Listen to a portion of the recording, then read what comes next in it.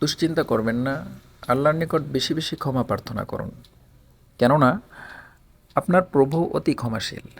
নূহ আলাইহিস সালাম তার জাতিকে বললেন, তোমরা তোমাদের প্রতিপালকের নিকট ক্ষমা প্রার্থনা করো, নিশ্চয়ই তিনি মহা ক্ষমাশীল। তিনি তোমাদের জন্য প্রচুর বৃষ্টিপাত করবেন এবং তোমাদেরকে ধন সম্পদ ও সন্তান সন্ততি দ্বারা সমৃদ্ধ করবেন, এবং তিনি তোমাদের জন্য বাগবাগিচা ও নদী নালা সৃষ্টি করবেন। সূরা আন-নূহ আয়াত 10। সুতরাং আল্লাহর নিকট অতি ঘন ঘন ক্ষমা প্রার্থনা করুন, এবং তাহলেই আপনি এই কাজের ফল পাবেন। আর তা হলো মনের শান্তি, হালাল রিজিক, ধার্মিক সন্তান সন্ততি ও প্রচুর বৃষ্টিপাত। আর তোমরা তোমাদের প্রতিপালকের নিকট ইস্তেগফার ও তওবা করো, তাহলে তিনি তোমাদেরকে এর নির্দিষ্ট কাল পর্যন্ত উত্তম সম্পদ ভোগ করতে দিবেন এবং প্রত্যেক গুণী ব্যক্তিকে তার প্রাপ্য মর্যাদা দিবেন। সূরা হুদ আয়াত 3।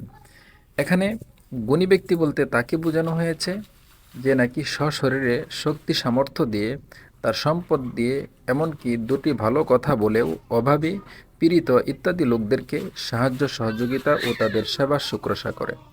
নবী করিম সাল্লাল্লাহু আলাইহি ওয়াসাল্লাম বলেছেন, যে ব্যক্তি প্রায়ই ইস্তেগফার করে আল্লাহ তার প্রতিটি দুশ্চিন্তাকে স্বস্তিজনক করে দেন এবং প্রতিটি সমস্যা থেকে তাকে উদ্ধার করেন।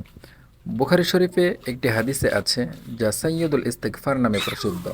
আল্লাহুম্মা আনতা রব্বি লা ইলাহা ইল্লা আনতা খলাকতানি ওয়া আনা আবদুকা ওয়া আনা আলা আহদিকা ওয়া ওয়া'দিকা মাস্তাতা'তু আউযু বিকা মিন শাররি মা সানা'তু আবু'ু লাকা বিনি'মাতিকা আলাইয়া ওয়া আবু'ু বিযামবি ফাগফিরলি ফাইন্নাহু লা ইয়াগফিরুয যুনুবা ইল্লা আনতা। আর তা হলো, হে আল্লাহ, আপনি আমার প্রভু, আপনি ছাড়া কোনো ইলা নেই, এবং আমি আপনার বান্দা, আমি যথাসম্ভব আপনার অঙ্গীকার ও প্রতিশ্রুতির উপর আছি। আমি যে মন্দ কাজ করেছি তার জন্য আমি আপনার নিকট আশ্রয় প্রার্থনা করি। আপনি আমার প্রতি যে অনুগ্রহ দান করেছেন তা আমি আপনার নিকট স্বীকার করছি, এবং আমার পাপের কথাও স্বীকার করছি। সুতরাং আপনি আমাকে ক্ষমা করে দিন, কেননা আপনি ছাড়া অন্য কেউ পাপ মার্জনা করতে পারে না।